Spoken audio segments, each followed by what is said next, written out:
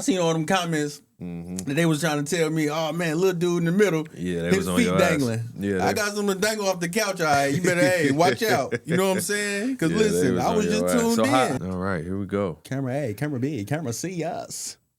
We rolling. Let's get it, Keith.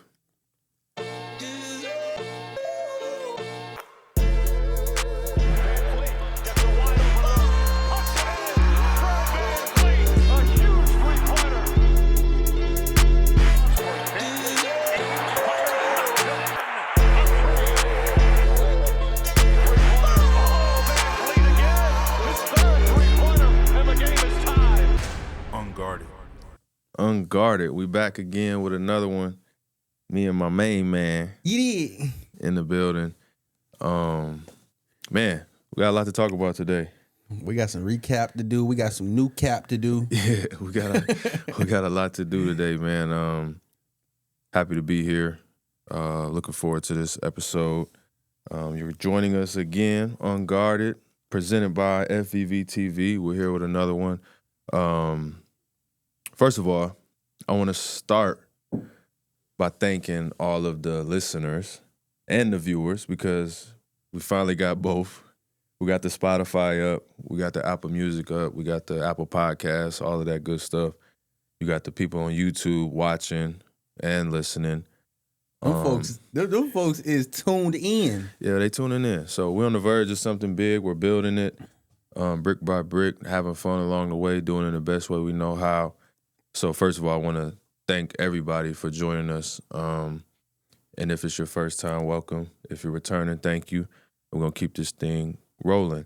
Now, I'm going to do a little disclaimer because now that we're reaching some more ears and eyes, everything we say is not scientifically backed or fact checked. So we just vibing, we flowing, we have a good convo. Reacting in real time. Everybody likes to pick apart everything on the internet these days. So I do want to put a disclaimer out there that we just japping. It ain't really like everything's not researched. And you know how they gonna do. You know, they gonna take whatever clip, they gonna mix up the words, you know. So I'm glad that you put that disclaimer out because you got people that's just like, God damn, that's how you think. Yeah, you can't control everything, but I do want to say that. And any views that Quez has are not my views. Those are his. He's on his own with that one. It's not backed by me or the NBA for that matter. Take it up with me. Take it up with me. Yeah. If you got a problem, holla at him. If you're listening on the way to work or you're in the car or whatever, we appreciate you. Again, all of our viewers, we're going to keep building this thing as a community together. So all that being said, I do want to start on a more serious note before we get to all of the fun stuff and recapping it and, vibing like we do. I had a crazy last couple weeks, and I don't believe in coincidences, and I had something that I experienced 3 times. And you know me, but for those that don't know, I'm a pretty spiritual person, but maybe not like super religious or wasn't like raised in the church, going to church every Sunday, stuff like that. So I'm not like super strict about worship in church like that. But I do believe that people should believe in something. And I had this same verse come to me 3 different times in 3 different scenarios. So I did want to start this episode by sharing that. And I believe it is the book of Ecclesiastes, if I'm saying that right. Okay. Verses 1-8, chapter 3, I believe. I'm just going to read this. And I don't know what you believe in, what you follow. I got friends and family that's Muslim, Catholic, all of the above. It's not really my bag to tell who's right from wrong, but I do think everybody should have something they believe in, have a faith, and have a foundation. And whatever you choose to do with that is up to you. But I did want to share this. Even if you're not religious, I think that these words could apply. So I'm just going to say this. I'm going to read this out loud. To everything there is a season, a time for every purpose under heaven, a time to be born and a time to die, a time to plant and a time to pluck what is planted, a time to kill and a time to heal, a time to break down and a time to build up, a time to weep and a time to laugh, a time to mourn, and a time to dance, a time to cast away stones, and a time to gather stones, a time to embrace, and a time to refrain from embracing, a time to gain, and a time to lose, a time to keep, and a time to throw away, a time to tear, and a time to sow, a time to keep silence, and a time to speak, a time to love, and a time to hate, a time to keep silence, and a time to speak. Choo! What a word, right? Again, not timing is everything, is basically. And depending on where you at, it's gonna apply to you in a different way. But what a great perspective. What a profound statement and sentiment. And I just thought that was worth sharing. And it's something that has come to me. Like I said, I heard it 3 different times in 3 different places. And the last time was like at a funeral. So it hit me. I was like, man, I need to share this. For sure. Absolutely. Right? So one of those things that, you know, if you believe in what you believe in, I think that there's messages that come throughout life that you should heed to, you should listen to, and you should share. It was one. It said it's time to kill and it's a time to heal. It's a time to go out there and get what you need, and it's a time to sit back and relax. Yeah, sometimes we be trying to rush shit. You know what I mean? It's a bar, and I just think that you should embrace where you are. Everybody listening, everybody that's watching, inhale, exhale. All right. I think we're good. I think we got our blessings for the day. I did want to start with that because it was on my mind. It's something that I wanted to share, but definitely a little dark or deep depending on where you at in life. But keep pushing. Let me get that music again one more time. Let me get the vibe back. My bad. Go. This boy. Yeah. All right. We're gonna find it. I had to share that. Yeah. All right. Okay. Yeah. The vibe coming back. There we go. You got to assist.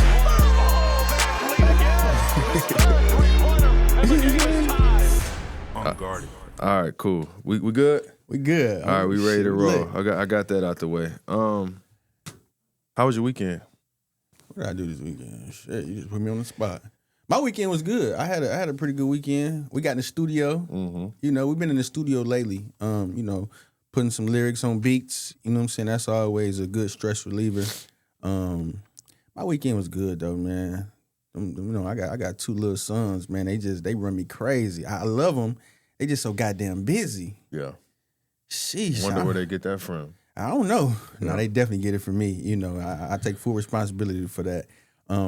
But for the most part, though, I tried to chill this weekend as much as I could. I don't get too much chill time, I feel like, lately. But other than that, shit, I'm thankful, goddamn. I'm really thankful for the space I'm in right now. How about yourself? Same, you know. We in it. We got little ones, chasing them around, trying to find the energy. You got to give them your best, and you got to find ways to recharge. How you tire their ass out? Just keep them busy, I think. I mean, yours is a little older, well, Yeah. not lately, but. Yeah, I don't think they get tired, per se, until they sleeping. Like, they don't really get tired. Yeah. But I think that you can keep them engaged, and you got a little bit of more time before you can, like, really, like, physical activity. That body got a clock. The mind and the heartbeat don't stop. Like, their mind's always going, and they just always want to go. But I put the hoop together. Me and Keith put the hoop together yesterday in the driveway, and it's nice outside. And we let them play basketball for like 30 minutes. They was ready to sit down then. So, are you a coffee guy, energy drink for the people, obviously? Yeah, no, I'm super addicted to energy drinks, Alani, Celsius, whatever, like that extra kick. I like coffee too, but I think coffee is more like for office time or studying or, you know what I'm saying, quiet, like a mental thing. But like with the boost, that extra boost that those energy drinks give you, I'm hooked on that because it give you the upper edge. That's over the top. That's what I be needing too. Yeah, You need an extra kick, and then it's like, you either got to win or they going to win. So if they juiced up, you got to just be extra juiced up, and then you go whoop them out a little bit. So it's tough, though. Yeah. But all in all, good weekend. A little under the weather, so I'm trying to bounce back and recover from that. But man, what a busy week that we've had. Comments. I'm talking about shares. I'm talking about reposts. I'm talking about people messaging us about, this KD interview that we did. That was super legendary, bro. Like, I sat back and watched it again. Yeah. I was like, God damn. Yeah, what a moment. Well, how did you feel about that? How did you feel about the interview? Well, first of all, if you haven't seen or listened to the interview, I think it's worth a watch and a listen. Just thankful that Kevin gave us a great, unfiltered, genuine 2.5 hours, which obviously was more time he came and spent with us. But for him to ask me to come on the show, right, for me to be able to for him to like alleviate my ego, yeah, for him to ask me, because I wasn't going to ask him. For sure. Even though I wanted him to do it. For him to ask to come on, to pull up Dolo, do it, give us great gems, great talk, viral moments that we didn't ask for. I was like purposely not trying to ask clickbait questions, and we still end up getting it. I think he understands who he is and where he is, and I think he knows how big of an interview that was for us. But just as a dope teammate and dope friend, I thought that was super cool. So just thankful, really, because he didn't have to do that. I was looking down, obviously, on my end of the couch, like, this is arguably, one of the best players to ever, play the game of basketball. And for him to be sitting here with us, like, chopping it up with us like a big cousin or some shit, Yeah. You know what I'm saying? I thought that was super, super dope. Yeah, and it also worked because I think the Cade Cunningham interview was like his first interview that I've seen him do. Wow. Which was a couple weeks ago. Mm-hmm. So then for him, like, to be asking questions and engaging in the conversation, and we didn't have to work too hard to like pull nothing For sure. out of the convo. I thought it was just a dope convo. I know too many wine glasses. I was laying down on the couch. Yeah, y'all and I was laying y'all down. some basketball junkies. Yeah, so that was dope. But again, like, just going back to the community and people, that was the feedback was how dope it was from a basketball standpoint, just to have that type of convo where it was like, man, it's refreshing. This is what people enjoy, and it's just different than, some of the interviews that have been out there. When was the last time you sat there and watched a 2-hour interview? Because you had some comments like, man, I really just sat through a 2-hour interview. Yeah, it's been a while. Probably Cat Williams, Shannon Sharp. Probably Okay. Cat Williams, Shannon Sharp. Joe Rogan has some good ones that I watch from time to But time. not too often. Not often, and never my own. I never watch my own interviews. I never watch my own anything. Like, I hate What's the watching. reason for that? I'm too critical of myself. I hate watching myself. I just always want to improve and get better. So there was a big point for me, like, after finishing the interview, when I'm watching back, it's like, bro, I forgot all of my questions.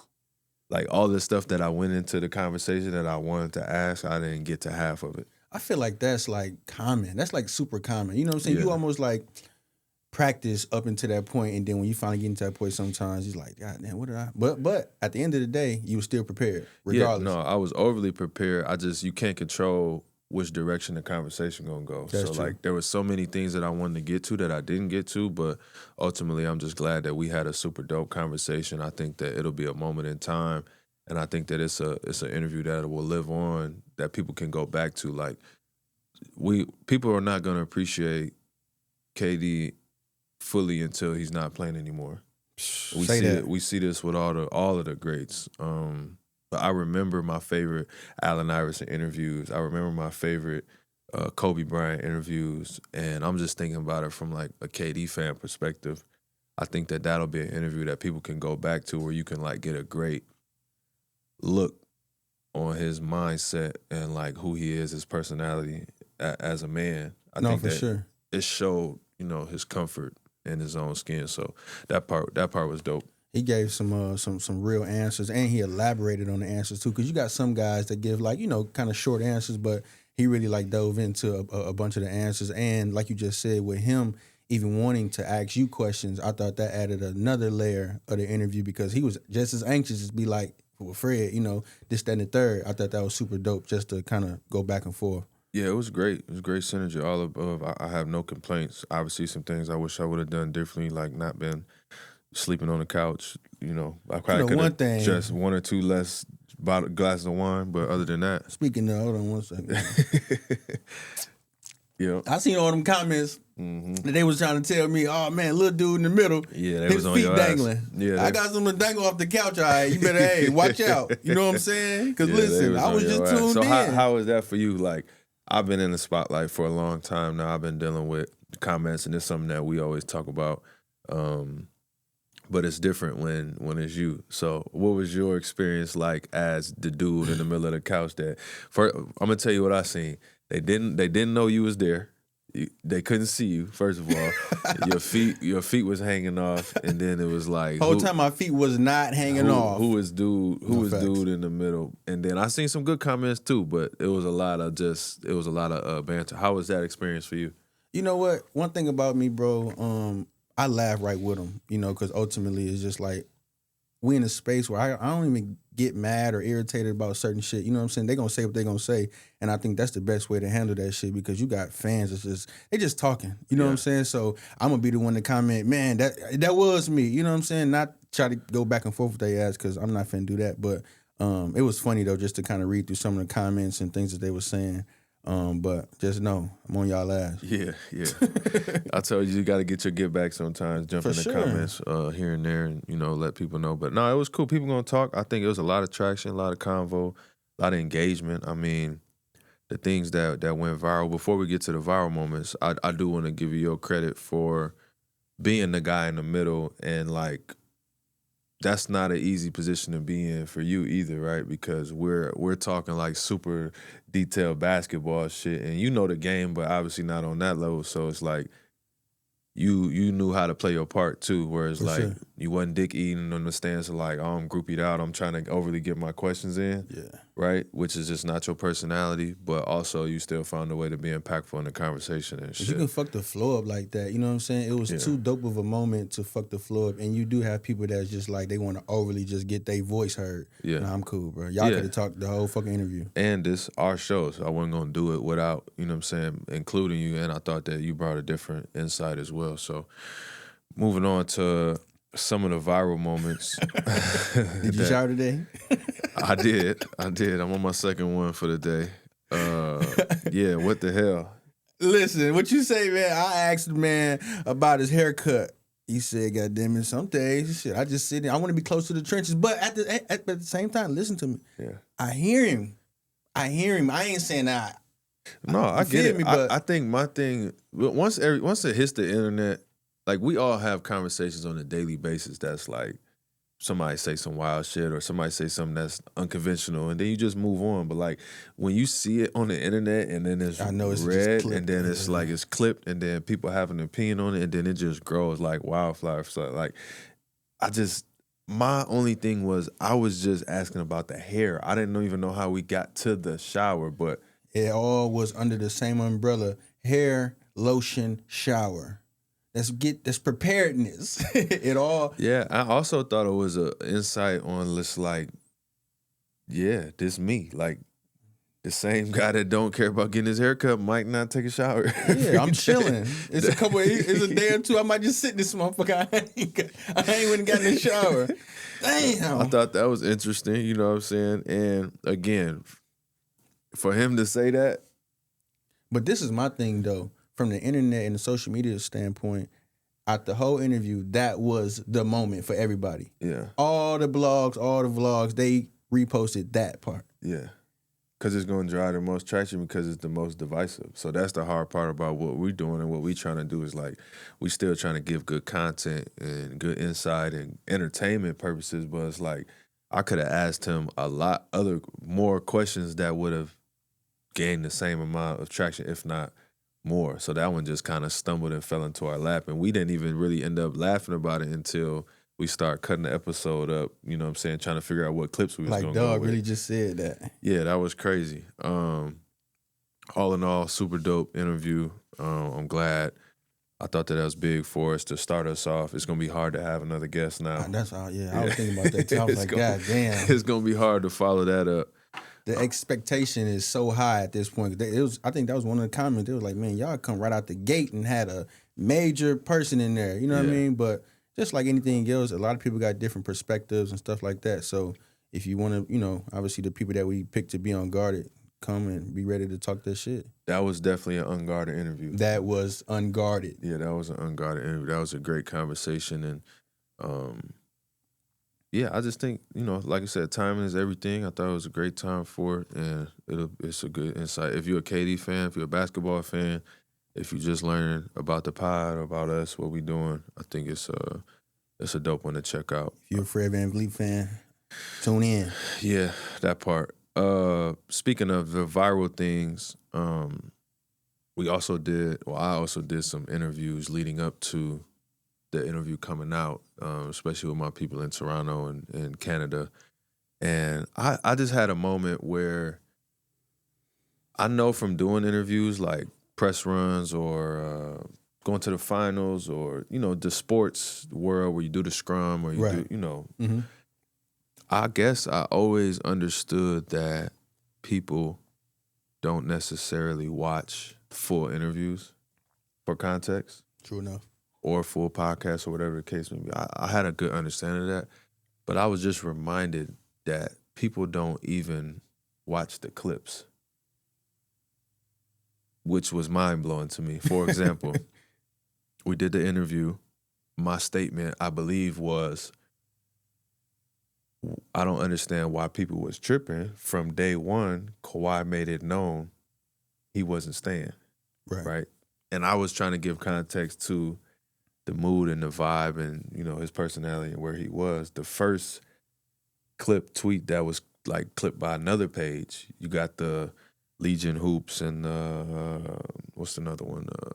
Hoop Central, those pages will clip it and they say, Kawhi Leonard tells Fred VanVleet he's not staying when you on even day one. Stated in the actual verbiage. So they put that text on the tweet or the caption with the clip, but you don't even need to click the video because you can read it. Yeah. So if you didn't see it, you wouldn't even understood what I said. That, I felt bad because, number one, I've said this, I'm going to say it again. I would imagine, if I had to guess, me and Kawhi have had all of like 5 conversations in life in terms of like just regular convos. Right. He never told me to my face, hey, Fred, I'm not staying. I'm not coming. Like, that wasn't what I was saying. So I did want to clear that up. And the only reason that made me feel bad is because I'm thinking about if I'm him, not that he's seen it or whatever, or somebody's like, man, what? I know how I would feel. Right. Like, what are you talking about? You know what I'm saying? But it's like the concept of trying to give context, it doesn't really exist in the social media world. So I was reminded of that. Then go farther on and people want to talk about our old Toronto team and how it fell apart at the end. And it was shit that was clipped and grabbed from that. So it's just like, all right, bro, here we go again. So I'm trying to do this thing. I'm trying to do our show.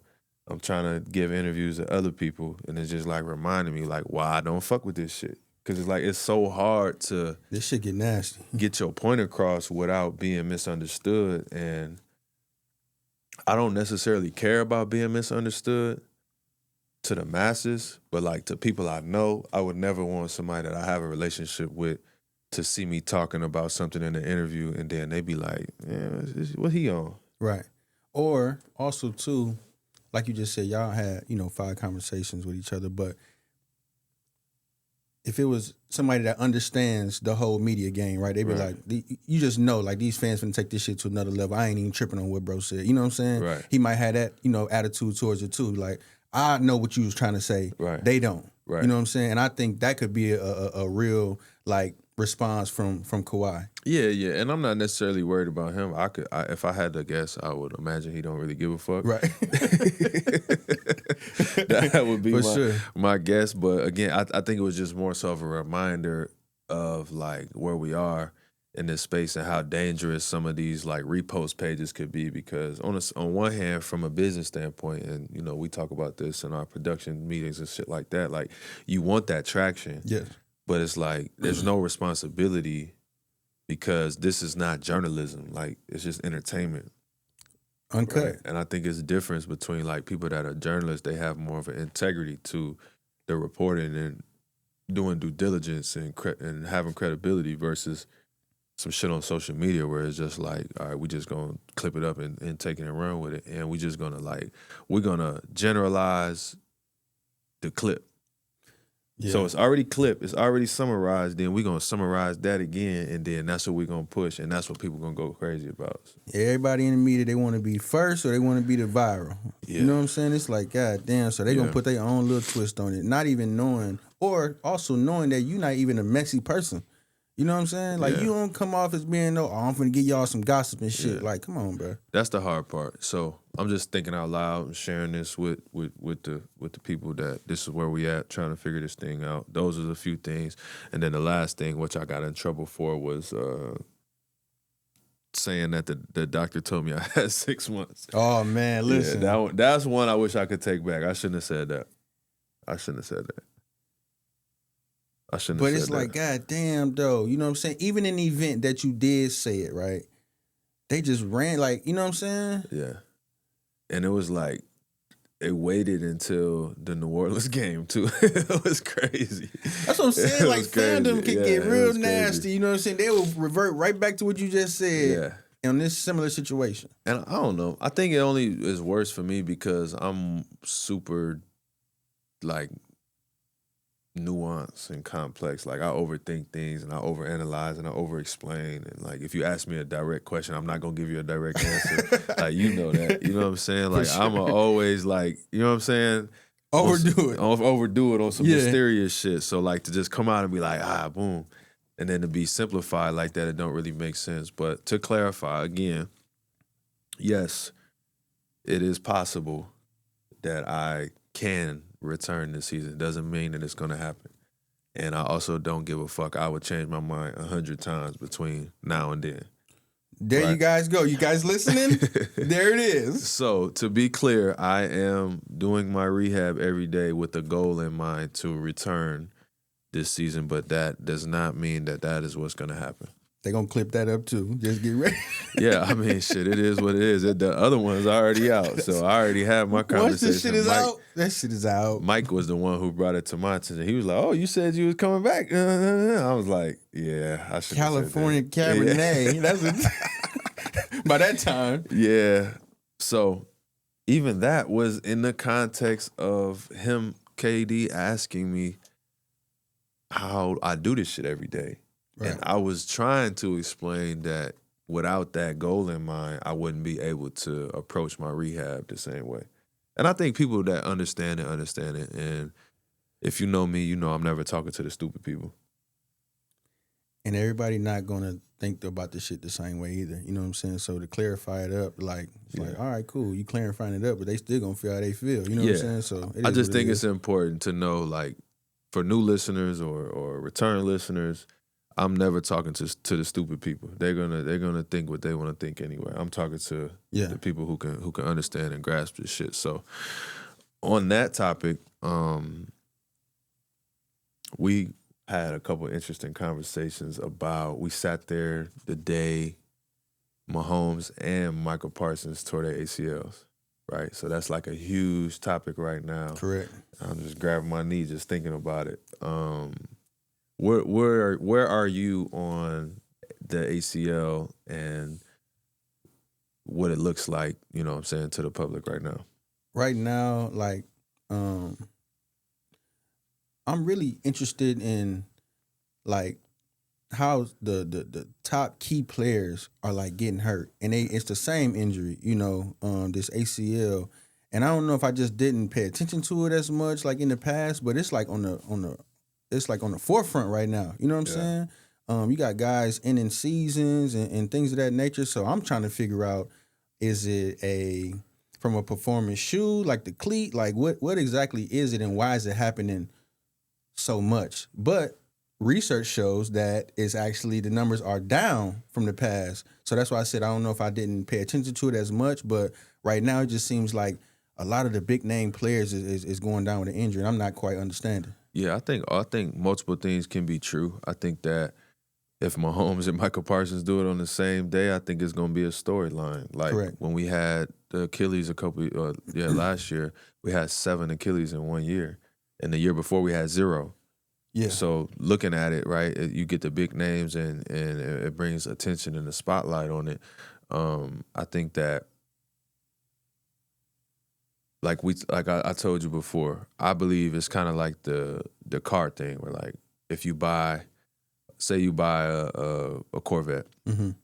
if you're lucky enough to buy a Corvette, which is like the best car ever, in my opinion, right? You're gonna start seeing Corvettes everywhere you go. When you buy that car, whatever car it is that you got, you're gonna start noticing every other one that's on the road. When before you might have never noticed it.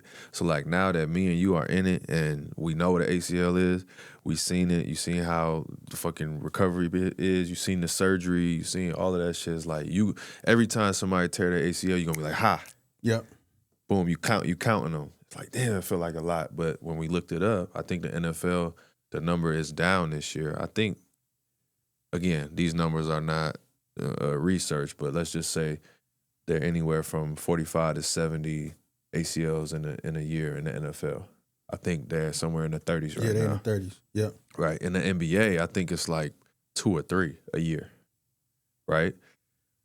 But is it the way we train? Is it the way we move now? I know that the bodies are moving differently. This is bigger, faster, stronger. NFL, football is different for me because, like, Mahomes is running, he's scrambling. He's done that play 1,000 times where he gets all the way to the sideline, he's waiting for the last minute, and he throws the pass, and then somebody tears him down from the side and, like, bends his leg back. How many times have we seen that? 1,000 times. He did it like 10 times in that game. For sure. Right? And then it just finally popped. Michael Parsons was a little bit different because it was like, he was trying to chase Bo Nixon, and just the way his body was moving, it just popped. So, all in all, I think it sucks to see. Speedy recovery for those guys, Speedy recovery to anybody that is going through injuries right now. You hate to see it, but it is a part of the game. And modern science and medicine, I think, has people recovering fully, healthily, and going on to play even bigger and better as they recover from those injuries. You got guys recovering that's coming back way better and stronger than before. And more athletic. Oh, man. Got time. So I think that's the main takeaway. And then, shout out to Lou Will on the Underground Lounge. They had Dejanay Carrington on there. Did you know that women are more likely to tear their ACLs than men? It's just something with their bodies. And I believe he was talking about his daughter got into girls' basketball. His daughter got him into girls' basketball. And I think they had 4 girls tear their ACLs. And they all was while they was on their period. It's crazy. So, again, one of those things that's just like, I would have never known that. If I never tore my ACL, I would have never paid attention to it. There's something with the women's body that the joints and the limbs are looser, and then when it's that time of the month, it's even more fluid and loose. The anatomy of this shit is insane. The anatomy of this shit is crazy. So it's just like, that just something that just popped up on my feed the other day now, because how the algorithm works. But since you said that, I just remember high school. I remember some of the girls' basketball used to have them knee big braces ass on. knee braces on. Yeah. You got basketball, volleyball, Wow. softball. Like, it's a real thing. And there's actually science behind it, you know what I'm saying, that they're more susceptible to tearing the ACL. So it's like, damn, if it's that time of month, do you just sit out knowing that it's a better possibility that you could hurt yourself? That's a crazy thing. Yeah, it's something that, it's something to pay attention to, though. I think it's just all the more impressive on what they go through and the shit that they be able to push through and put their bodies through. But I didn't know that. That's something that I just learned, so I want to share that. Shout out women's sports. Y'all, Yeah. Y'all keep going for shit show. So that was crazy to see that. I think another thing that was born out of that same conversation was in regards to me coming back. I had a really dope convo with Kyle Lowry, and he was telling me his experience with when he tore his ACL. I think he might have was like in college, a long time ago. He old as shit, but Hey, Low. Shout out to Low, but yeah, he may tore his too, right? Yeah, he may say he came back in like 3 months. And he had an extra, 10 years of play after that? He said he tore his and came back in like 3 months and tore it again. And then he was out for a full year. And then he came back and played 10 years. Right? So Kyle had a similar situation, tore his, came back super quick, never had another issue again. He just got one of them Wolverine type bodies that just heal every injury. Even from me playing with him, he just is a super fast injury recovery. But he was speaking to me and the fact of how I've never rushed to make a decision in life. I agree. And obviously you have a unique perspective because you are in 99.9% of the decisions that I make, so you get to see it firsthand, but nothing good has ever come to me when I've rushed to make a decision or a judgment. That's true. And how it relates to this situation is like, it's really not, the call is not going to be made until the end anyway. Like, I can't make the decision if I'm coming back right now. Right. I can't play. Right? I won't be able to make that decision until it's time to make that decision, and then from there, we'll make the best decision. And that's just how I approach everything. It's been a million deals that's come across the table, relationships, friendships, family things, just decisions that you have to make in life. For me, I've always had success in waiting and not letting anybody speed me up. I don't care how urgent it is to you. Yeah. If it's not urgent to me, it's not urgent. Yeah. Say that again. You know what I'm saying? No, that's a fact, and I've actually implemented that a little bit as well too, because for whatever reason it is, natural selection, whatever it is, when you wait, it's like in the best interest of everybody. Like it should really be wicked though, for real, because we be like, all right, bro, we're gonna get this done. Next thing you know, you be like, all right, let's just hold on, everybody. And the next thing you know, something fucked up happened, and you like, see, I told you. Yeah, because you can't move on somebody else's time. Your time is on your time. You can't move on somebody else's time because that's their time. Correct. And only reason I'm going to try to relate this to this is because I feel like this is something that most people can relate to. Like, you have a family member or it's like some simple trivial shit like, man, cuz Neff, man, I need $200 or whatever the case may be. For sure. Say it's $100. Like, this shit that we grew up on. I was a kid and I used to watch my parents go through it with their siblings and their parents or whatever. They need money here and there, need a favor. It's like, man, I need it. And it's like you come to realize that, like, I'm not mad at you for asking me for that or asking me or trying to rush me or push me in a way that what you need. But you can't be mad at me for how I respond to that either, right? So, like, if somebody asks you for $200, chances are you're not the first person or the last person they're going to ask for the $200. Even greater chances, they're going to find the $200. Yeah, because if they ain't had you to ask, they're going to go get it from somewhere else. And I think that's just such a powerful thing for... But I know you can give it to me right now. Yeah, and I respect that. I respect that you asked me. Like, I hear that. I see you and I hear you. But nah, that's not my responsibility. And if it's not in my heart to do it and I don't want to do it, I'm not going to do it. Obviously, the bigger the request, the more time for me I'm going to wait. The bigger the decision, the longer I'm going to wait. That's my rule. Like, if it's a big-ass decision, I'm going to wait and wait and wait until I either have to make the decision, because some shit do have deadlines. Correct. I'm going to wait till the last second, or I'm going to wait till I feel it in my heart, and then I'll be able to live with it. That's what I was just going to ask you. I was going to say, is it a certain feeling, like, you know, in your gut or in your heart that you be like, all right, bet, boom, I'm not going to do it, or I am going to do it? Yeah, I think most times, for me, I be knowing right away. It's just like, I might wait for the rest of my vibe and my body and my mind to catch up to, like, what my gut's saying. Because that's the other thing too. Your heart and your gut might be saying two different things. Your heart, your gut, and your mind might be saying three different things. So it's like, which one you gonna go with, right? And I think that the longer you wait, the more impactful it can be. And you don't want to miss out, but I ain't gonna lie, bro. I can't think of too many things that I've missed out on by waiting. Yeah, shit.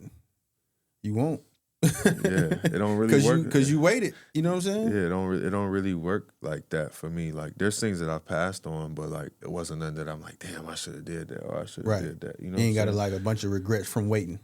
And then when you know you taking a risk or a swing on something, especially in business or investing or whatever, you know you taking a swing, then you're gonna take a swing. Like what we just did, you know what I'm saying? We recently had an opportunity come across the table that's like, okay, this is a swing. We know this is a swing. Fuck it, we're gonna swing. You know what I'm saying? That's better than like going into like, oh, this gotta be, and then you disappointed on the back end. Like, no, you gotta be able to handle that shit up front. So, man, speaking of fucking swinging, I wish I could do this right about now. Sell my masters. Yeah. The weekend. Yeah, the weekend. 1 billion. Yeah. Wow. Yeah. But the man got so many hits from just performing them in movies, whatever. You can use his music, universal.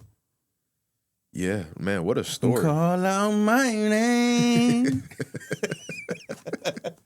You hear me? What a story, bro. Like, what a story. Didn't you go to his show? Not to cut you off. Yeah, we went to a show in Toronto. What a show. I don't even want to go into that. It wasn't my vibe. Got you. I got a ton of respect and admiration for the weekend and his crew and all of that stuff.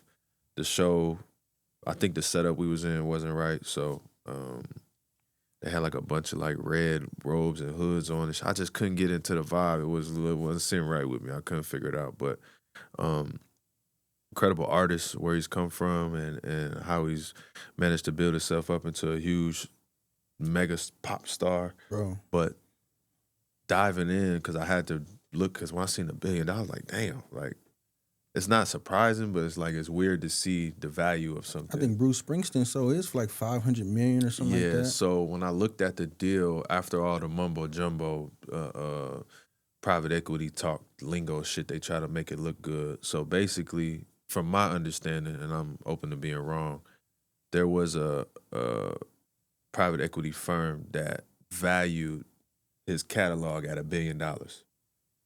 And so basically, in exchange for 25% of his catalog, they gave him $250 million. So he got $250 million liquid, and he retains 75%. Him and his people retain 75% of his masters or his publishing or whatever, however the rest of that shit is split up. So whatever you've come up with, you created, and I believe I don't know if it's future earnings or future. I don't think it is. I don't think it might have just been back catalog or whatever the case may be. We value this shit at $1 billion. And since it's valued at $1 billion, we're going to give you $250 for 25%. You keep the 75, you take the 2. So basically he took a loan on his catalog. Correct.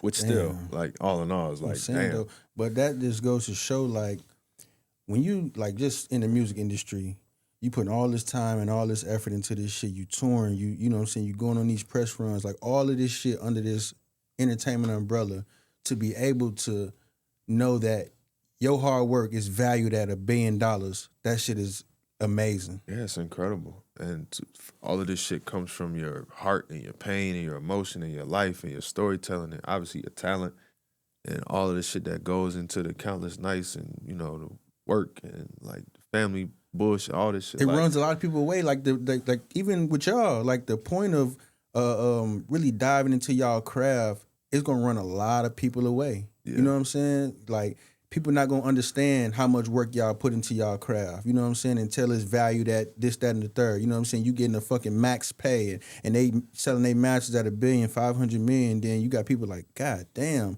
So when you did tell the X, Y, and Z, yo, I'm busy right now, I can't get to you, this, that, and the third, this is the moment. Yeah.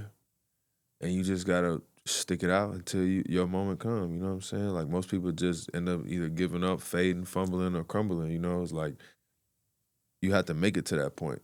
I'm sure there's a billion times he could have went the other way with it. You know what I'm saying? But he made it out to this point to where he was able to cash in. I think that's important. And I know we really talk about ownership and people are huge on equity and all of these buzzwords now, and it's like popular to be owning your own shit and doing all this shit, but like you still got to know when to cash out too. You know what I'm saying? There's nothing wrong with taking a little $250 here for a piece of the pie, and you still own some of the pie, and then you keep it moving because life is short, bro. Like you don't want to leave, you know, you want to leave a legacy of like, you know, because there's generations of families that's going to eat off of your work for generations to come. Absolutely. So yes, you want to make sure you and your family are in a good position, but also too, shit, I want to enjoy this shit while I'm here too. Let me get a little $250 real quick, you know what I'm saying, and do whatever I need to do for some shit that I already done. I already done the work. This ain't even for no future work. The work already done. We need to go buy some masters. Yeah. For sure. And we had some come across our table. You know what I'm saying? Some major ones. A couple years ago, we had a great opportunity to buy some pub or some masters, and I think all of those things are for sale. I don't think people realize that, like, because there's also artists out there that would just take a check and take the salary, and like you can go buy somebody else fucking masters. For and, sure. You know, keep a residual check coming in. I think Eric Sermon was just talking about that. I didn't watch the Diddy documentary, but in that promo, I believe I'll see him say his publishing or whatever kept him alive. You know what I'm saying? He was making $250 a year or whatever. Correct. $300,000. He's making a couple $100,000 a year just off of music that he had already done. Them checks coming forever. That's what I'm saying, bro. And it's like just going even now, right? It's a lot of money being thrown around. You know what I'm saying? I'm even just go on to the next. You got Charlemagne. Yeah. 5 year, $200 million, just to talk your shit. Yeah. You know what I'm saying? It's these dollar signs that they throwing is like, man, like you just said, you got to know when to be like, I bet. Yeah, and you got to position yourself correctly. I think Charlemagne shit for me, first of all, salute. That's a major deal. But I think that shows that there's more than one way to slice the pie too. Correct. Because he has his own style on entertainment in this space.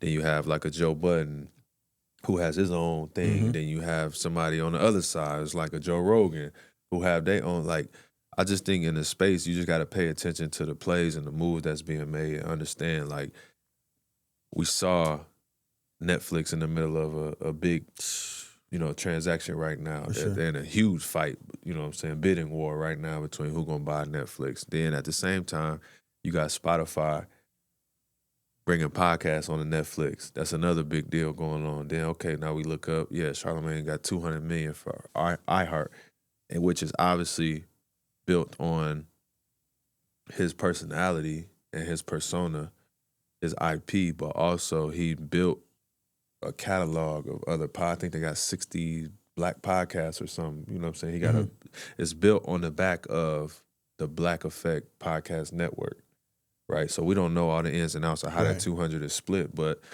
all in all, the shit that he's been able to build over there while still having the job at the Breakfast Club, which is his own separate thing. Correct. On the side, I'm building up this thing, and he's got the partnerships with Kevin Hart and all of these different things going on, and we seeing these numbers that's being thrown around. It's major shit. It's major plays. People can talk all the shit they want to about, you know, he's an antagonist and this, that, and the third, but he got people tuned in because even like outside of Breakfast Club, you listen to his interviews and even reading his book, like the man like smart as shit. You know what I'm saying? He asks the right questions. You know what I'm saying? He don't try to like belittle, you know what I'm saying, motherfuckers like that. You know, outside of Breakfast Club, you might ask some questions and it's depending on how you answer it too. Yeah. You know, so he got people real live tuned in. So like you said, you know, shout out to Charlemagne. Yeah, I think it's always a method to the madness. I think it's a difference between business and like performance, like business and entertainment too.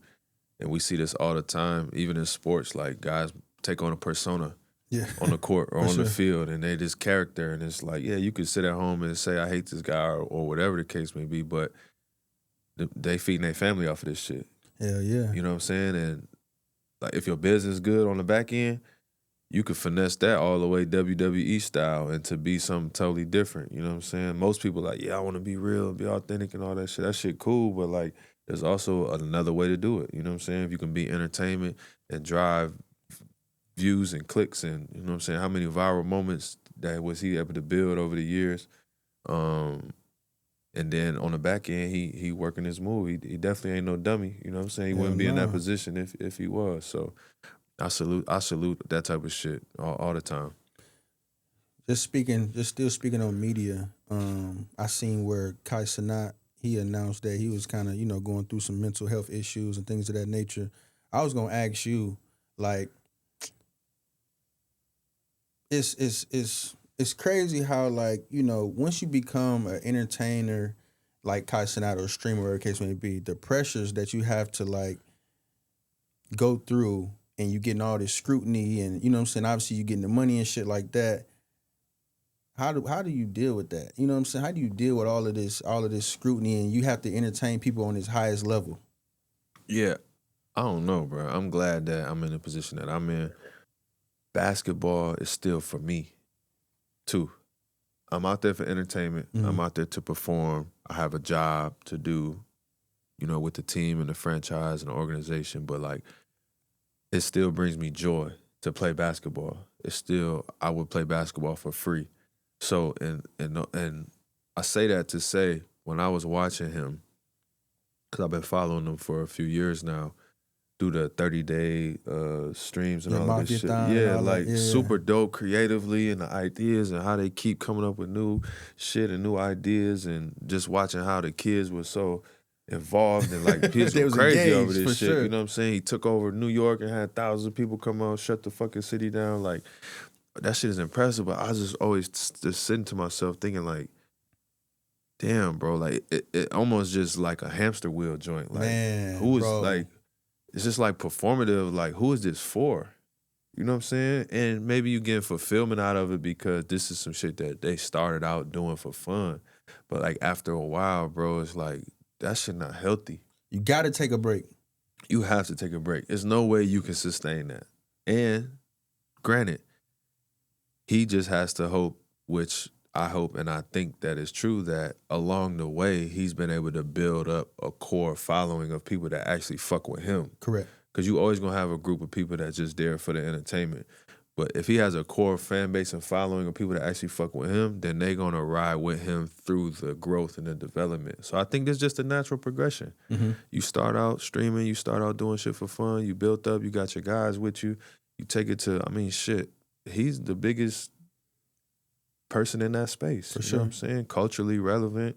You got all different type of celebrities going to seek him out, and you know what I'm saying? They doing a lot of major moves in that space. So it's like, you got to allow the kids room to grow too. And he said that too, and I think in his speech, he was saying that he just don't want to be looked at as that, because in the years to come, he want to, write films, and he want to, do movies and all types of shit. He said he want to do his own clothing line, because once you become a streamer, once you become in your own, field, it's like they put you in a box. Yeah, they want to keep you right where they want you at, right? And I think, again, I support guys growing through things, and you reach certain things, and it's time to move on. It's time to grow and elevate. And I really more so look at him like a new Kevin Hart, in the sense of, like, we saw what we knew Kev from when we was kids, watching the Paper Soldiers and all of the, you know what I'm saying, Soul Planes and the funny shit. And it was like his stand-ups was crazy. Mm-hmm. And then you saw the growth. And then after a while, people was like, oh, well, he ain't funny no more.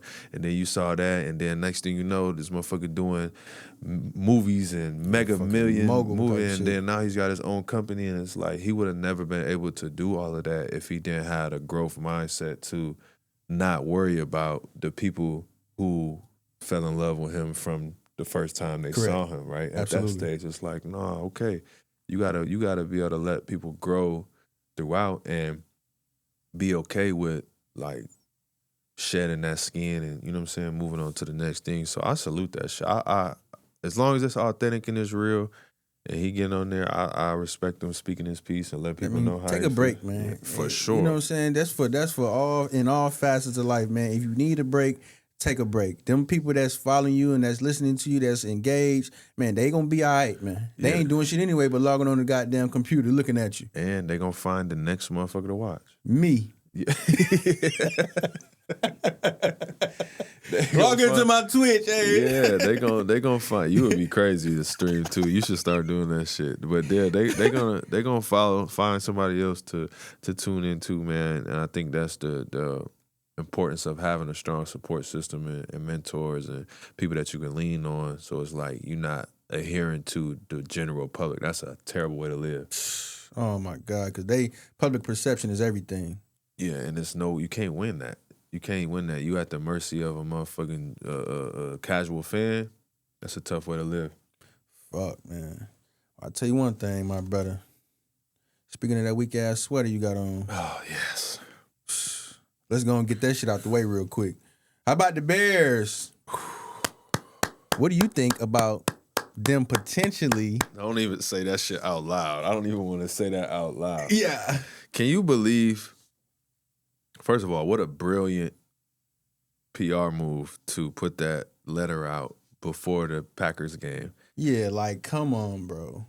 But what's going on? Okay, for everybody that don't know what we're talking about, the Chicago Bears president put out a letter to the fans and to the public that they had to expand their search for a new arena outside of Illinois, specifically looking at Northwest Indiana, where they have some of the best opportunities for business and the legislature and the laws, the taxes and everything. Like, Northwest Indiana is the best place for the Bears to build their stadium by the business.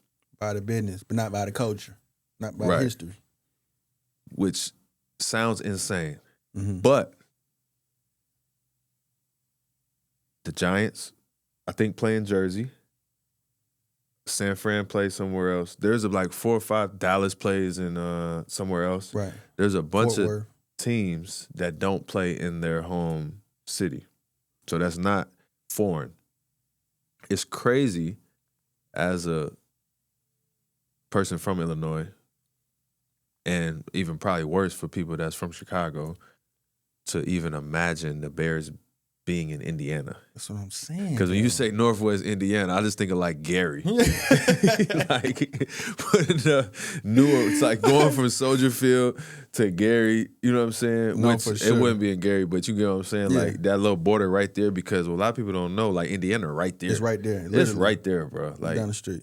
On the other side of the street, it's right there. So, yeah, but I thought it was genius from 2 things. I thought that right before the Packers game, which is the biggest game of the season, you know, for the Bears in Soldier Field in Chicago.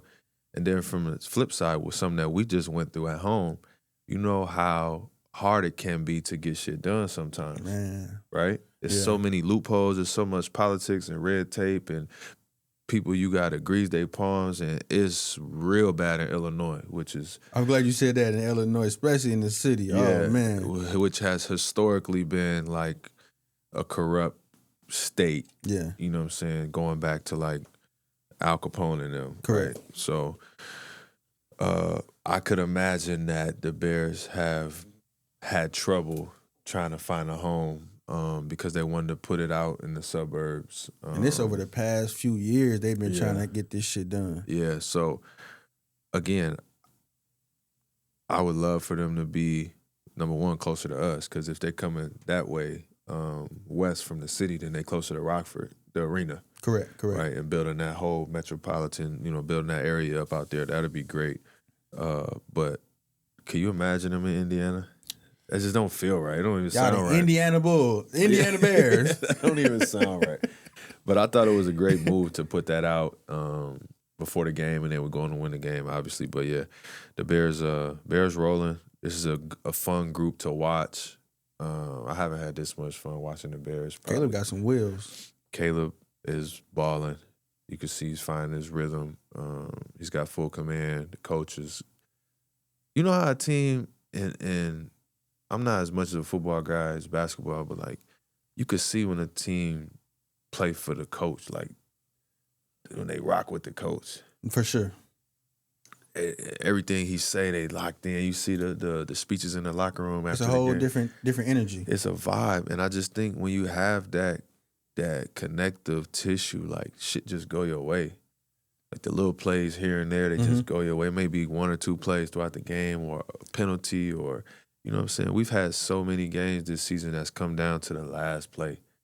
game-winning drive. You know what I mean? To be up there in Lambeau 2 weeks ago and not complete the pass for the game, and then to come back to throw the game to go to overtime, to come and throw a bomb for the game. You know what that's called? That's called buying in. Yes. When you buy into the program and nobody's bigger than the program, yes. There you go. Yeah, and they're having an incredible season. I don't even care what happens in the playoffs. I'm excited. I'm having fun watching them again. I had to take like a 10-year hiatus. You got what, 11-4 right now? Yeah, I think we're 11-4. Oh, shit. When last time you were 11-4? You was at 11. You probably 11. When they went to the Super Bowl, what we was in? We was like 7th grade or some shit. Yeah, when they went to the Super Bowl. 07, 08 or some shit like that. They had a couple other good teams. I think they was good in 2018. But yeah, man, what a fun team to watch. Just fun to watch, bro. The defense takes the ball away. They create turnovers. They fly around. They hitting. The offense has got the trick plays, explosive. It's a close game. They never quit. Man, I'm having a lot of fun. They came back for sure. I'm having a lot of fun as a Bears fan. We need to finish up and get this get this bye week. Bought the Bear. Who's the MVP this year? What's the running right now? I mean, you got they was loving Drake May. He cooled off a little bit. Drake May, Josh Allen, That's Stafford. what I'm saying though. Like the only thing with like the MVP shit is like it's like highs and lows right now. You know what I'm saying? Like I to be honest with you, I don't even know. To be honest with you, I don't even know who the fuck a candidate. Yeah, I know you stopped watching. I started watching as soon as my Ravens got them and started getting their motherfucking. Yeah, mm-hmm. Yeah. Once the Ravens fell off the cliff, Stafford might get it.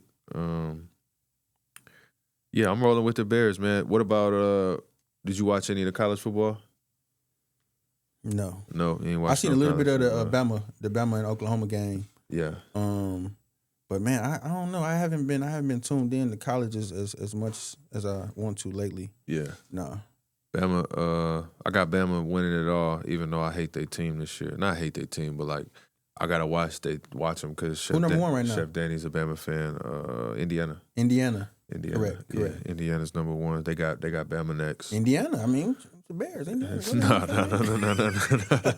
We're not doing that. Man. Listen, let's keep the Bears home, man. If anything, got them moving down to Schaumburg or something, they're closer to Rockford, so we can jump down there for a game every once in a while. I've never been to Soldier Field. Can you believe that? Me neither. Yeah, crazy as that sounds. I would love to go now that they're actually good. Y'all hear that? Soldier Field Bears. Get Fred VanVleet to his first Bears game. Man, I'm going on the sideline for that game. I don't want to be in the booth. I want to be on the sideline for the Bears game. Yeah, let me know when you go. I mean, I won't wear no Bears shit, but you know what I'm saying? Yeah, we're gonna be right over there next to Coach, man. I want to call a play and all that. That part. That'd be fly. Yeah, that'll be dope. What about another thing? So you say you didn't watch the college football. Jake Paul. Ooh, wee. How much money, what's the number for you to fight Anthony Joshua?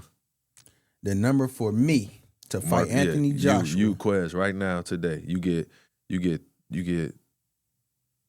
8 weeks training camp. Give me 50. Give me, you know what? Give me 30 million. 30 million. That's the number. What about 3 million? 3 million, yep. You always got to start high. That's just where my mind is. You know, my mind is trained to start high. But yeah, no. I'm saying, give me 5 million. No, the lowest number. The lowest number. Okay, now we talking. $1 million. You fight Anthony Joshua. Yeah, I'm fighting Anthony Joshua. I'm fighting a nigga for real, lower than $1 million, for real. But they gonna have the money. Yes. You gotta think. You might die in there, bro. I ain't worry about that shit. Listen to me, right? You get in a fight with a random nigga at a club. Yeah. That's for no money. I know, but it's not Anthony Joshua, though. You don't know that. He just ain't no boxer. No, we know what I'm saying, you know what you getting into, Quez. The man only really landed one punch cleanly, and he broke his jaw off. Both sides. Man. Like this, like to the side, his whole shit. One punch. I don't think you like. Give me 5 million. 5 million. That's the lowest number. No, that's respectable though. Yeah, I was thinking. Cause I get it. You know what I'm saying? I done seen what he done did. Yeah, he's a fucking 6'6". He's 250. You know what I'm saying? But my mind and my heart won't let me goddamn back down. Like, you know what I'm saying? No, I don't. I just and not back down, but yeah, yes. I just think it's interesting, right? Because I'm watching the fight. Mind you, I've watched most of the Jake Paul fights because I thought it was interesting from day one for him to go from, quote unquote YouTuber to boxing. And I don't think people realize how serious he was at the time. For sure. It used to be super outlandish, like a joke. Nah, like, until he started beating this motherfuckers fought Mike Tyson and Anthony Joshua, and he had Tank on the books. If this shit wouldn't have happened and Netflix wouldn't have pulled out, he was about to fight Tank Davis, bro. You know what I'm saying? I don't think people is giving that part enough attention. Boy got hard. Because they stuck on like what the perception of, and you ain't gotta like him. I don't know him to like him or hate him. You know what I'm saying? But I respect the he getting in that ring. He getting in there and he training, and it may be a mockery to boxers and people that have grown up and lived boxing day in and day out. I'm not one of those people. No, because you know what I'm saying? I don't even really hold no weight for it. So I get it if I'm a boxer and I've been training my whole life, and then this dude is just out there like playing around with this shit that's like a sacred, you know what I'm saying, thing. Because as a basketball junkie, I would feel a way if there was a basketball version of that, right? It would feel bad. But I'm talking about it's been almost like 6 years now from where he started to where he was to like, I'm just sitting there watching like, bro, me and Keith sitting there watching like, bro, this dude is fighting Anthony Joshua, bro. He fighting him 6 rounds. And he running for his motherfucking life. But he in there though. And then the second part was the people that saying it's rigged or it's a setup or a scam and all of this shit. Like, first of all, people still buying Netflix, put the money up. We went to the Canelo Crawford fight, so we know how great of a job Netflix does with the fights. They've been doing amazing since the first couple events. That was they couldn't figure out the streaming. The streaming shit, crashing. for sure. But they've been incredible since then. And if you think that shit is rigged, I want you to go to the nearest boxing gym you can find. Buy you a mouthpiece, get you some headgear, get a pair of gloves, and go to the nearest boxing gym you can find. Do or die. Start training for a week or two and ask the coach in there if you can spar.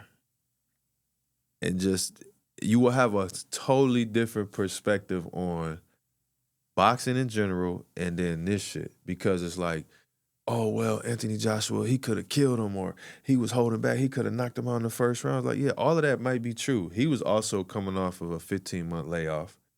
Jake is literally running around the ring. And it's not that easy, bro, to just walk in there and just knock somebody out. Like, man. You know what I'm saying? Now, could he have been sharper? Was it a great performance for Anthony Joshua? No. Did he get the job done? Yes. We've been waiting on somebody to knock Jake Paul ass out for a long time. Everybody was betting against that.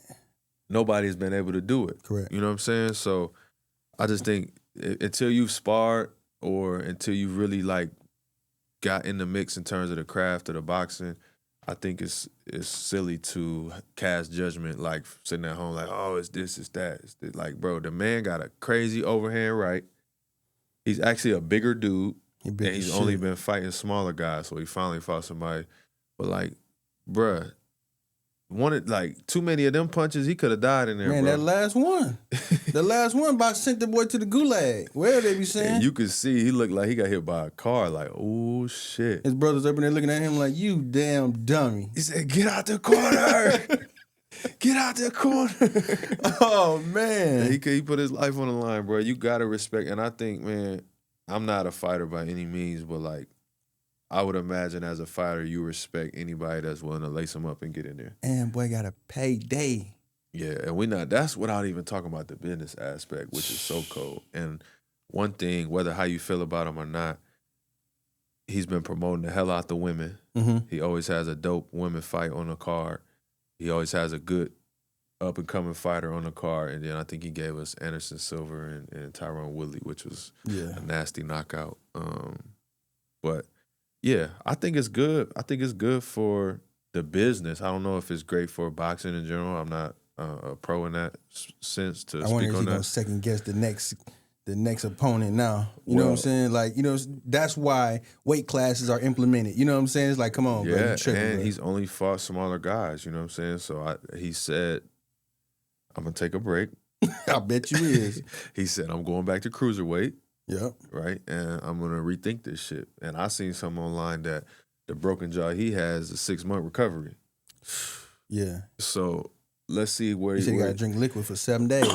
Let's see where he's at in 6 months. But damn. He wasn't wild ass white boys that just come back in 3-4 months. You know what I'm saying? Yeah. I'm tough. Yeah, I think that's gonna be part of the story. There was another take that I wanted to get your opinion on, because it was a little controversial, but it made me think. So after the fight is over, he's viewed as courageous. He's viewed as a warrior. He's viewed as brave, and he's laying it on the line and all of this shit. Why don't other fighters get that same respect? Do you think that it's a race thing, a culture thing, or a perspective thing? And I'm going to give you an example. It's like Earl Spence. Earl Spence wasn't looked at as brave, courageous, or a warrior by the masses. I did because I was there. We was when there. When he fought who? But mm-hmm. He was ridiculed for getting his ass beat by one of the GOATs, which we see he just did Canelo the same, if not worse. Yeah. But that shit somebody justified. like Spence was ridiculed, damn near retired, because he wasn't afforded that luxury of, he showed heart. Why do you think that is? I mean, you can look at it a couple of different ways. Definitely, from a culture standpoint, people thought Errol was at the height of his career during that time, too. You know what I'm saying? You had a lot of people that was going with him until he got in there and got his ass whooped. You know what I'm saying? So you had some people that might have looked at him as, like, courageous and shit like that. But, I mean, it on paper, it looked like it was going to match up perfectly. Yeah. Now, this shit was courageous because on paper, it didn't match up anyway. It was a mismatch. You know what I'm saying? It was a mismatch from the get-go. Yeah. You know what I'm saying? So it's like, that's the courageous part of it. And the warrior is like, I think Jake Paul is a warrior from the aspect of when he first jumped into the ring, he just been that. You know what I'm saying? He's been that wild white boy. You know what I'm saying? Now, as far as race, I don't really get into the whole race shit. You know what I'm saying? When it comes to that. Now, it is something to look at, though. Right. You know what I mean? I just don't think that it has a ton of weight when it comes to, hey, you know what I'm saying, this white boy courageous, he wild, you know what I'm saying? I don't know. That's kind of a tough question because I can't look at it from a race standpoint. I just look at it from a standpoint of, yeah, he crazy as fuck for jumping in there with Anthony Joshua. Yeah, no, it definitely was something that piqued my interest and made me start thinking about. I guess my only point in saying that is I hope that the business of boxing grows to the point to where fighters can survive a loss. Yeah, no, for sure. Because we've been in a transition period a little bit from Floyd, who made the zero like the thing. Mm-hmm. And I think that people hated Floyd so much that they wanted everybody else to like match that instead of just giving him his proper respect. Like, this is the best that we may have ever seen in our time, in our generation. I think that everybody else should, because that's the only way you're going to get the best fights. Because if everybody's trying to not lose, you're not going to take no risk. It's the worst shit. It's the worst shit in the And it's really world. only in our culture for the black boxers. It don't apply to nobody else. And that's why I fucked with Canelo, because Canelo had L's. He bounced right back from Bivol. Bivol beat the fuck out of him. He bounced right back like nothing ever happened. That's just in the black community in general, bro. That's from sports, that's business, that's anything. You know what I'm saying? The expectations are so goddamn high. So when you finally say fall off or something like that, you know what I'm saying? They so judgmental and they so critical. And it's like, how the fuck can you be so critical of your brother, you know what I'm saying, or somebody that's in the same ethnicity? You know what I mean? It's like, how? The loss is so detrimental. And that's what I'm saying. I feel like if the business can survive it to where it's like, even if a guy loses, we can still create another opportunity for him to work himself back. For sure. Versus like everybody trying to be at their best, and then we only got to meet at the top when we can make the most money, so that just in case if I lose, this is the biggest payday of my career. Right. I just think that's a tough business model, and it's not. We're missing out on a lot of good fights because of that, which is why I respect it. And then you got the Turkey Ali coming along, who's like, no, I'm gonna front the bread. We're gonna make the fights. Absolutely. You know what I'm saying? And he coming with some great fights. And he's put together some great fights, which is ultimately is good for the sport. So, yeah, go to everybody. I recommend go pick up some gloves and go to the gym and start working out and start sparring. I think it's just good for, especially a man. Just like I think it's just essential to life, man, and just be able to just punch somebody and get punched. Like it's just. I'm coming to a screen near you. Yeah, it's different feeling. We're gonna get Quez out there. He's gonna be the next celebrity fight coming.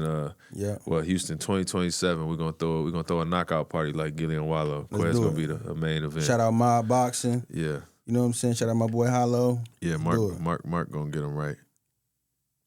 We missed one on. We were talking about the catalog. Charlemagne.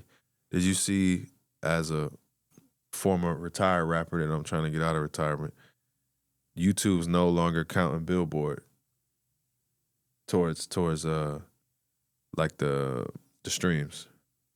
Like Billboard's changing their business model. Did you see that?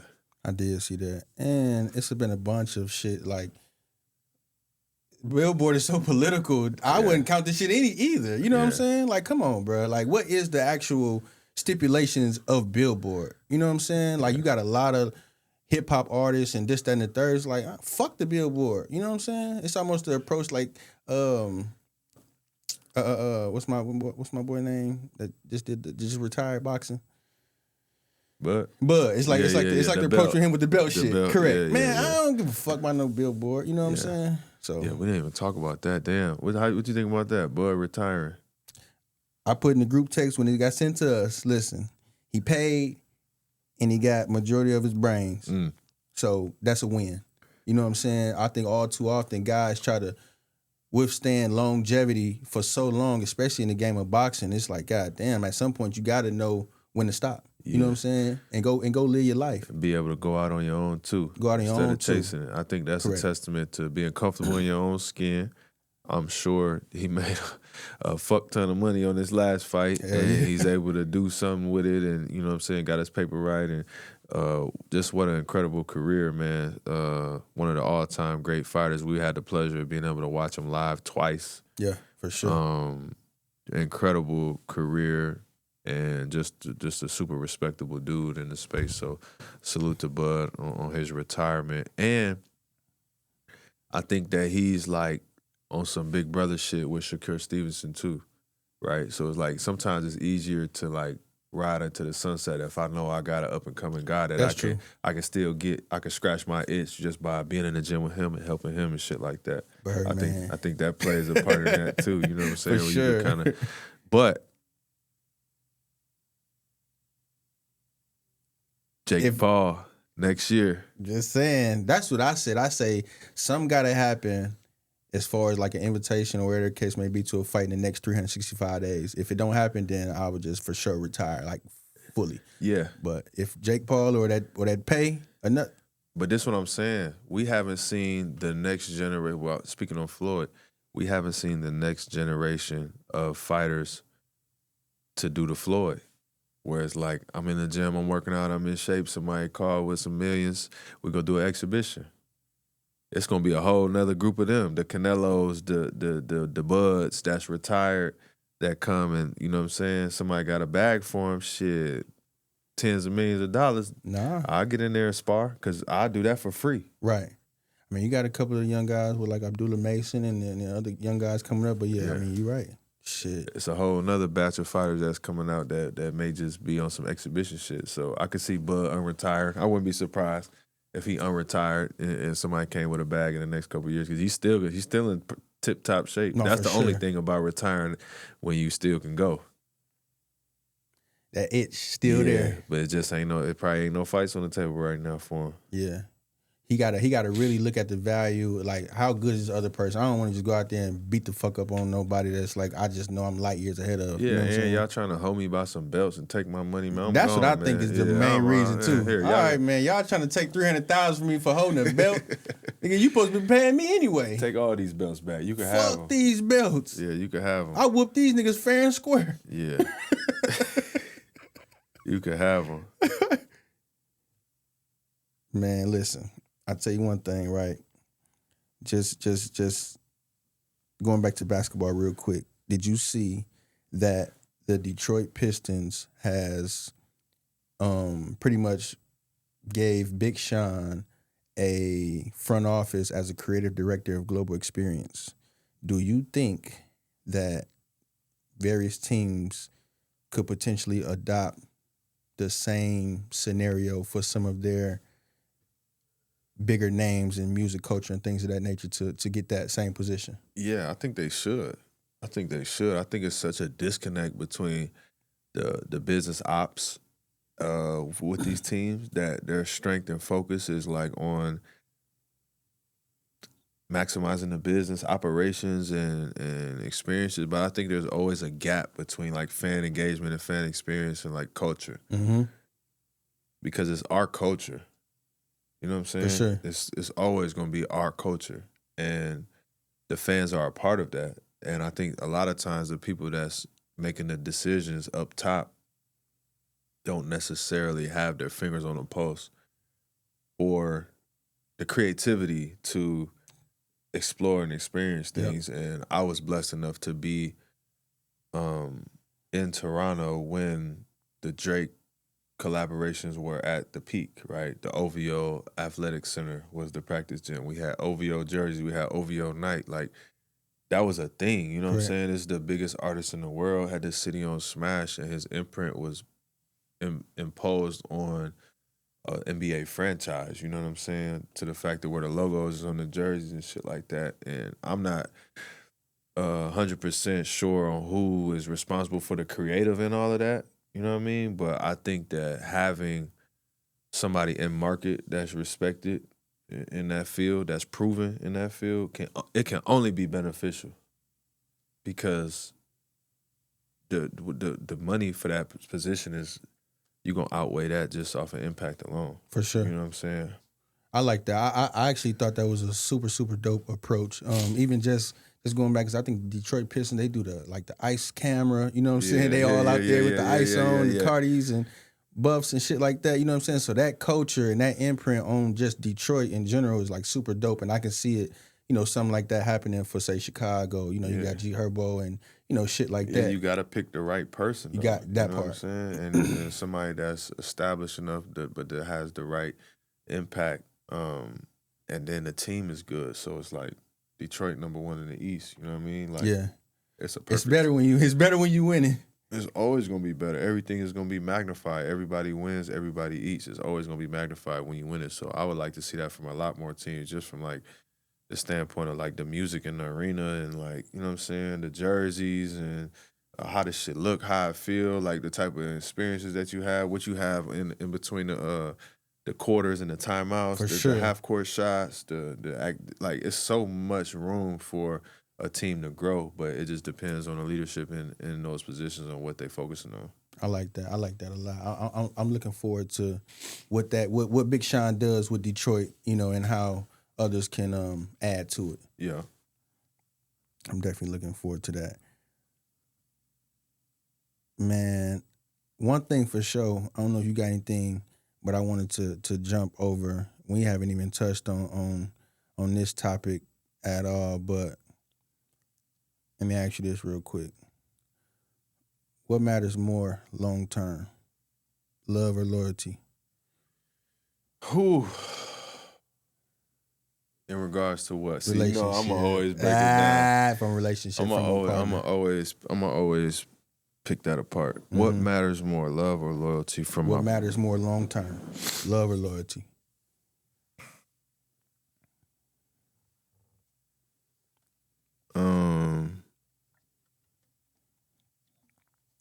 I'm gonna say, damn. Ask me that one more time.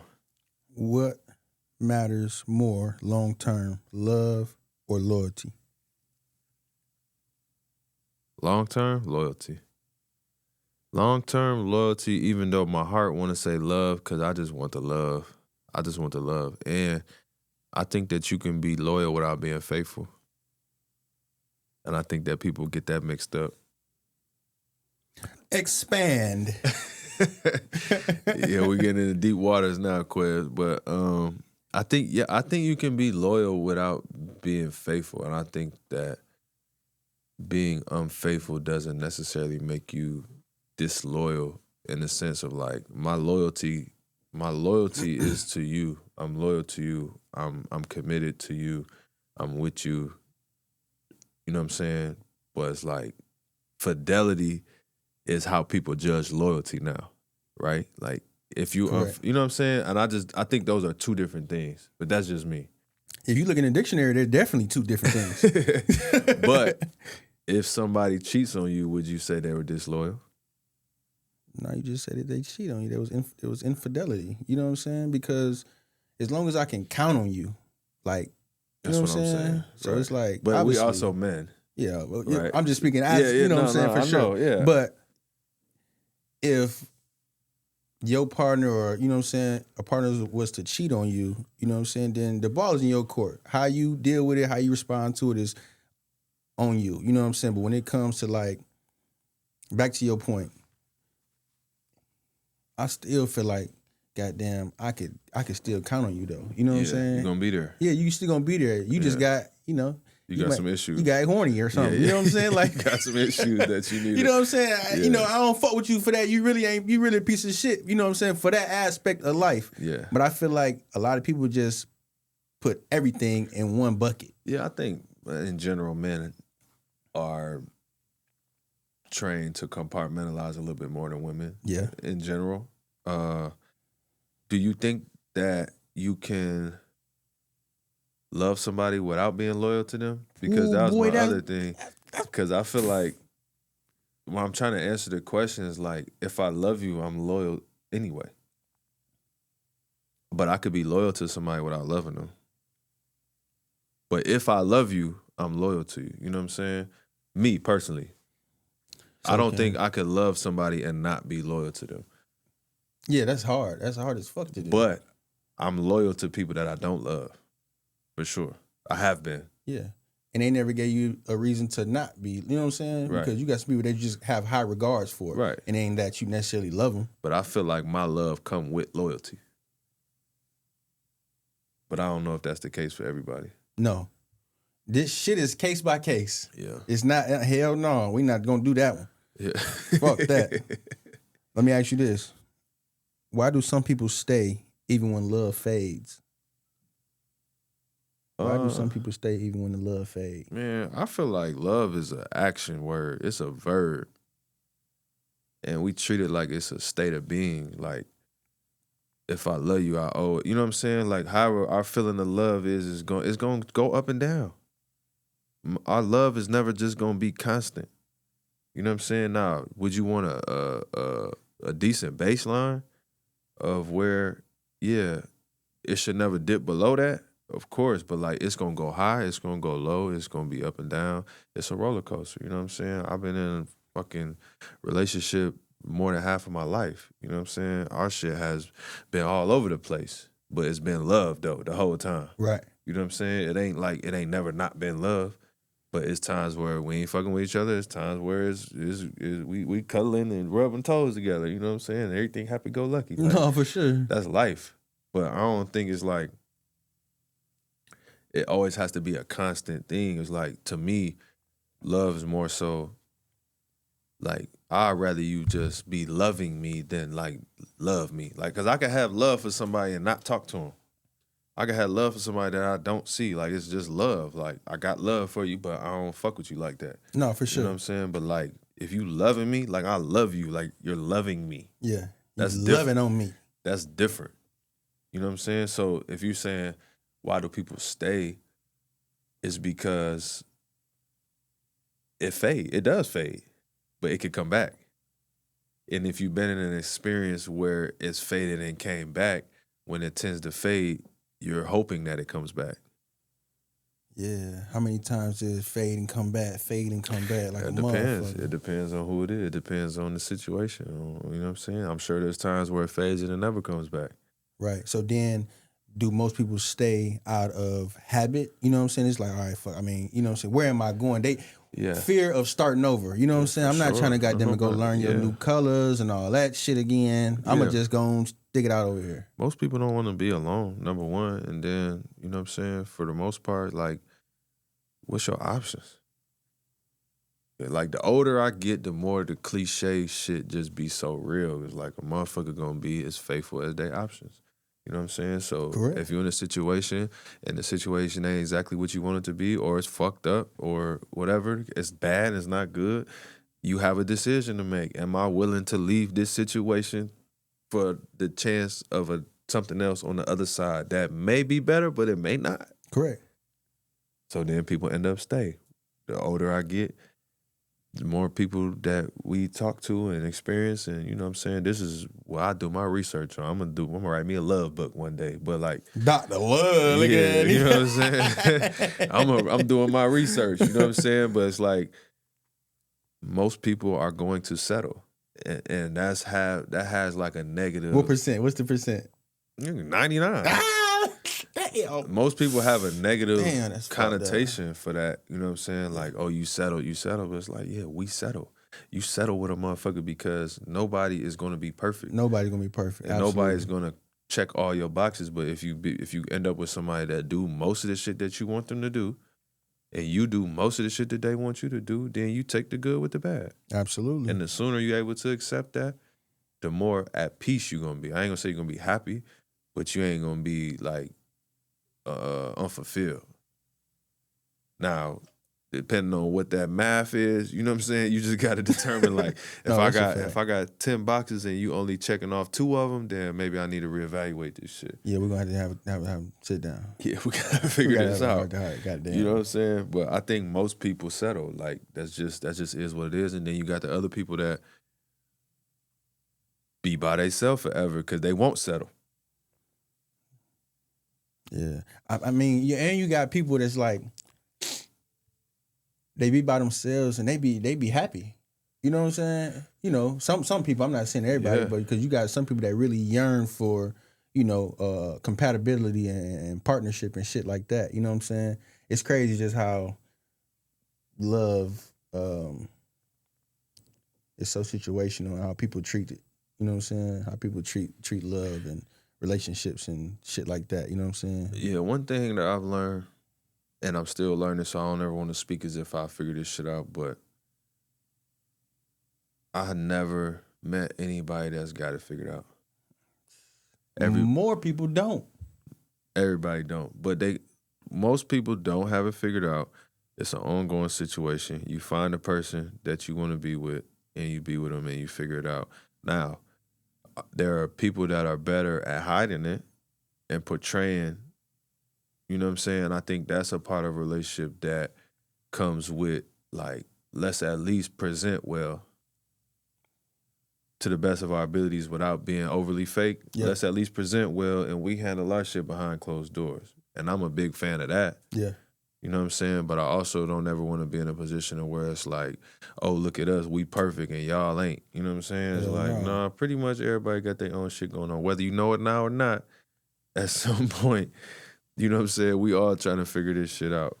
At some point, a motherfucker gonna get tired, you know what I'm saying, of all that faking it and shit. You know what I mean? It's gonna run its course. You know what I'm saying? I think a lot of shit goes into it, and really the only way that I'm thinking about love and relationships is like, what can I share with my children? You know what I'm saying? So that they can have more information, because it just took me so long to get the information that I got now that I wish I had more information like when I was, you know, growing up, and my parents gave me what they could give me. That's all. To the best of what they could do. And obviously we wasn't trying to hear that shit. You know what I'm saying? So fuck no. They couldn't tell me nothing. You know what I'm saying? Listen. I was a heat-seeking missile. You know what I'm saying? I was just ready to land. Like, shit, I wasn't trying to hear nothing. But I think hopefully, you know what I mean, when it's that time, I can share some shit that I learned with my kids, and then they can make, you know what I'm saying, more better decisions, because we grew up in small towns with the people that we knew. This is all we knew. The motherfucker that you fell in love with in kindergarten is who you end up spending your life with. Like, it just is a small town thing. So it's like we not even developed enough mentally or physically to even make great decisions by the time we already in a fucking, I'm 21. I'm in a 5-year relationship already. Man. At 21, you ain't even tried to go, goddamn it. You feel me? I ain't even made it to, I'm 25. We've been together 10 years already. It's like, damn, you know what I'm saying? This is the shit they used to do in the olden days, like get married at 14 type shit. You know locked in, you locked in. And I wouldn't trade it for the world, because like this is the path. This is how it went. You know what I'm saying? But we learn as we go. We make mistakes. We bump our head. And again, I think that if you have a real foundation of like love, then shit, everything else you got to ride it out, man. You know what I'm saying? I got three beautiful children. You got beautiful children. Like, I wouldn't trade it for the world. I don't mean the shit easy. You know what I'm saying? No. I got posed the question the other day. What's something that you would tell, you know, your two sons that you've learned over the years? And mine's, and I'm gonna ask you this too, but mine's would definitely be to express themselves like unapologetically. You know what I'm saying? Don't withhold it with regard to saving somebody else's feelings. You know what I'm saying? Because you're going to overflow, and that shit is going to come out a whole wicked way. You know what I'm saying? Yeah. The truth will set you free, bro. You know what I'm saying? Like, the truth is going to set you free. You know what I'm saying? No matter how hard it is for the other person to accept it, to receive it, like, bruh, stop the fucking cap. Boy. Just tell the truth. But bro, it'd be so hard to goddamn just be like, I bet, boom, boom, boom, boom. Yeah. Well, I think, man, like, what you telling Junior? I mean, shit, I'm gonna tell him, you know what I'm saying? This shit's in your bloodline, baby. Like, what you gonna do? You know what I'm saying? Just explore. Yeah. I don't know what you heard about Me. Right. Yeah, okay, baby. This motherfucking podcast gonna be canceled before we get home. But nah, I mean, for Junior, I'm gonna tell him, like, just first of all, I hope that I can pour into him enough to where he don't feel like he has as many holes as I felt like I had. You know what I'm saying? Because we coming from such fucked up situations that we have so many holes within us that we searching for somebody else to fill that for us. Right? So, like, yeah, I needed a girlfriend, you know what I'm saying? Because I was missing my dad. Right, that part. You know what I'm saying? Like, I need to feel some love. Yeah, like, I'm searching for shit. I'm overcompensating shit, you know what I'm saying? Yeah. So, hopefully, I'm going to tell him the same shit I told Neff. I told him here, like, yo, just focus on whatever it is. Hopefully, it's basketball, whatever. Nigga playing the piano and all that type of shit. Like, all right, focus on your craft. Focus on your school. When it comes to the girls, like, you know what I'm saying? Just have fun. That part. Be safe, be smart, have fun. You know what I'm saying? You have to, he's going to be in such a different position than we was. But have fun, explore, be smart, protect yourself, and then, like, understand that whatever you feeling in this relationship, like, it don't need to be forever, because you're not really going to know what you want and what you like until probably, like, after 25. Now, that's hard to tell kids, because you know where we was at that time. It's like, our mind made up. This is it. This is everything. And the whole time, you really just want to get some.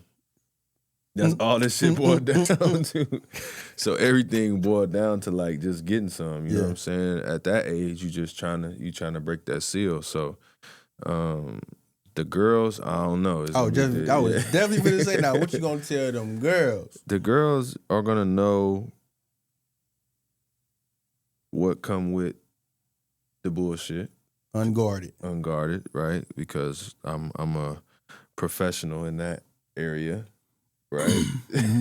So hopefully I can prepare them so that nothing is, like, tricking them or wooing them. Yeah, correct. They're gonna see from me, and they're gonna have a dad's love, and they're gonna be loved, and they're gonna be protected. You got them young niggas like, You got your daddy in your life, don't you? Yeah, right. You got your daddy in your life because your ass, goddamn. So it's like you can always tell certain situations where like you always hear like a girl has dad issues or that like that's a different thing. But then you have the other women who their dad was around, and that's a different thing, right? Sure. So they both nothing is perfect. Everything creates challenges, but for the girl, I just want them to be protected and safe. And then like once they finally dating, then it's just gonna be like, all right, well, is he nice to you?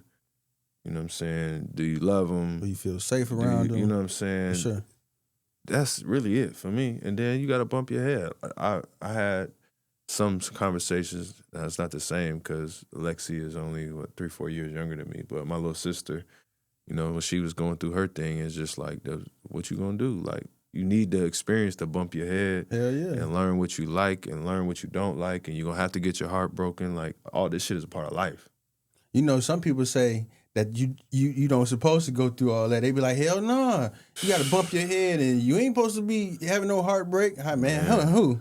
Man, I don't know. I think that come with it. I think it's like that's the only way to learn. How else you gonna learn?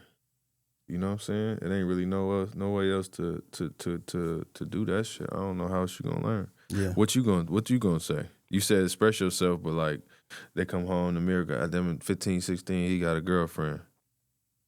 Dad, I got a girlfriend. Man, listen, bro.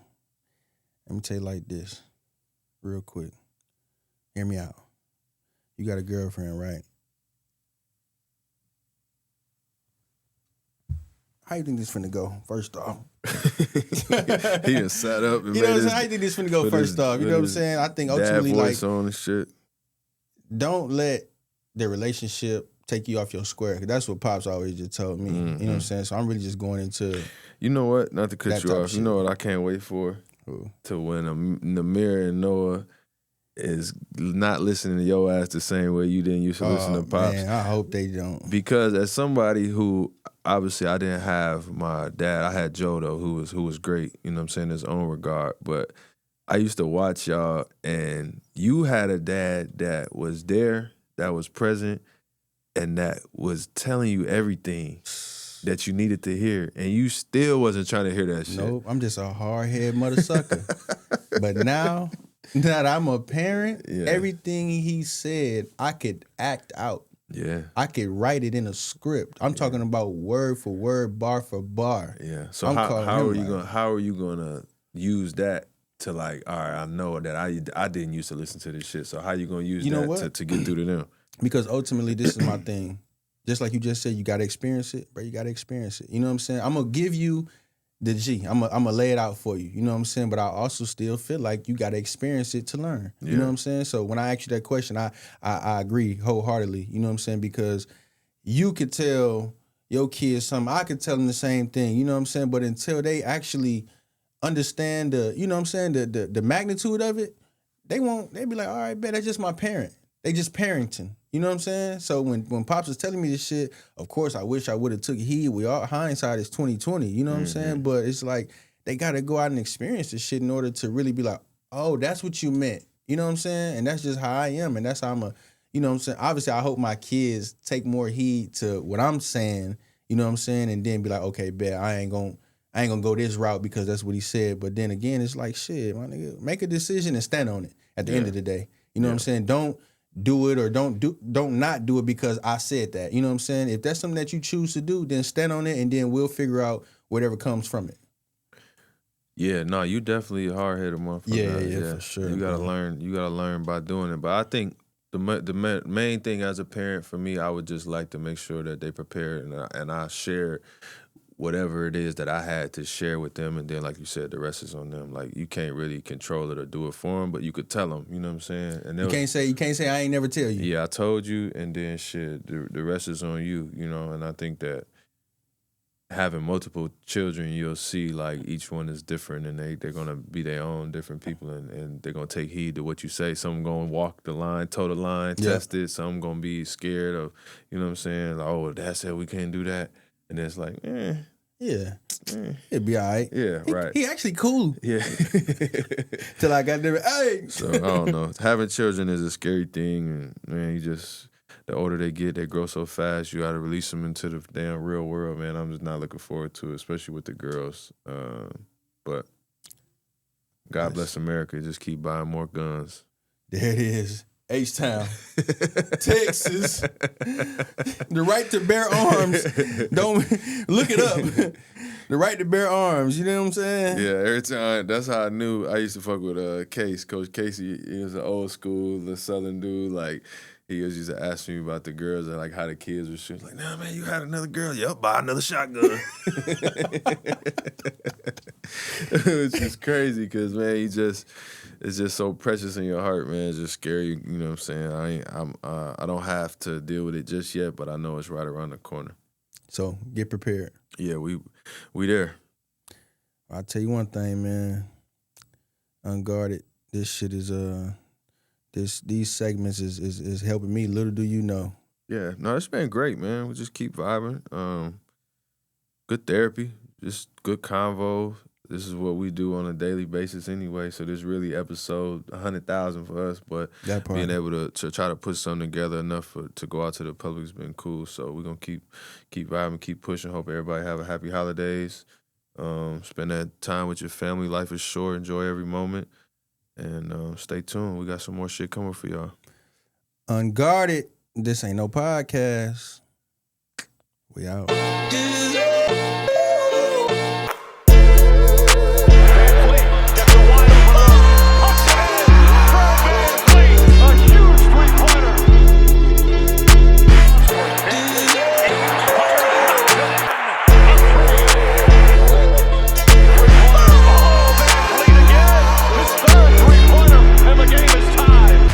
Unguarded. Texaco.